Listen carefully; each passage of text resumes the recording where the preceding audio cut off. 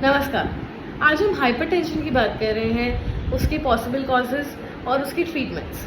Causes में अगर हम अक्यूट हाइपरटेंशन की बात करें तो उसके कॉजेज़ हो सकते हैं too much of caffeine, too much of salt intake, या फिर कोई आप ड्रग शुरू कर रहे हैं, न्यू ड्रग आपने लिया है, या फिर कोई अक्यूट स्ट्रेस हो सकता है। इसके अलावा अगर हम क्रॉनिक या सब क्रॉनिक हाइपरटेंशन की बात करें तो उसके कॉजेज़ लॉन्ग टर्म ग्रीफ हो सकता है, कोई सिस्टमिक डिसीज़ हो सकती है। इसके अलावा वही too much of intake fats in your diet, too much of salt intake in your diet, cholesterol बढ़ना, इन सब की वजह से हाइपरटेंशन या हाई बीपी की शिकायत हो सकती है।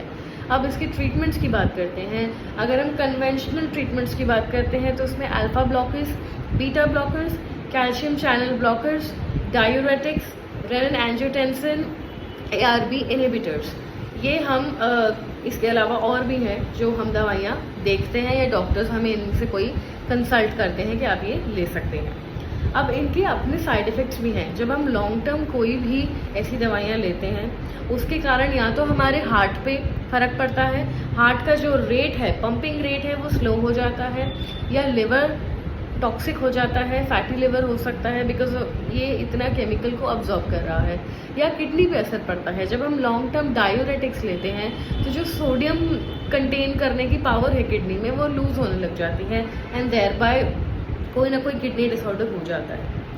अगर हम बात करें कि क्योर की, क्या हमें ज़िंदगी भर हाइपरटेंशन की दवाई लेनी पड़ेगी, तो ऐसा बिल्कुल भी नहीं है, क्योंकि होम्योपैथी जो है वो हाइपरटेंशन को 100% क्योर कर सकता है, चाहे वो आपको अक्यूट हो, क्रॉनिक हो या सब क्रॉनिक हो, किसी भी स्टेज में।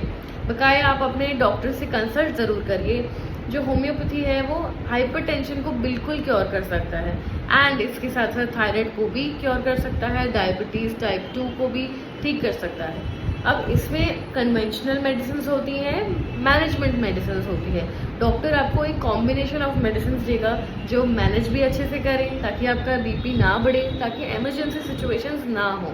इमरजेंसी सिचुएशंस में भी होम्योपैथी मेडिसिन फॉर हाइपरटेंशन काम आती है, तो आपको नहीं भागना पड़ेगा मोस्ट ऑफ द टाइम कि मेरा बीपी बढ़ गया, अब मैं क्या करूँ।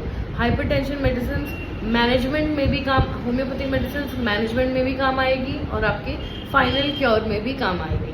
इसके अलावा अगर हम डाइटरी में देखें तो कैफ़ीन कम करिए, अपना डाइट को थोड़ा ट्रांस फैट फ्री बनाइए। रॉ फैट आप खा सकते हैं, कुक्ड फैट नहीं खाना चाहिए। इसके अलावा सॉल्ट और शुगर की मात्रा कम होनी चाहिए। कोई ज़रूरी नहीं है कि सॉल्ट और शुगर अच्छा होगा तो ही खाना स्वाद होगा।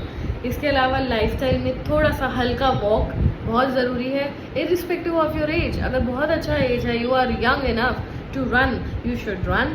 और अगर आपका एज थोड़ा ज़्यादा है, आप रन नहीं कर पा रहे हैं, या आपका जो बॉडी स्ट्रक्चर है वो साथ नहीं दे रहा है, तो आप वॉक कर सकते हैं। इससे काफ़ी रेगुलेट होता है, ब्लड सर्कुलेशन रेगुलेट होता है, ना वो बढ़ेगा ना वो घटेगा। Thank you.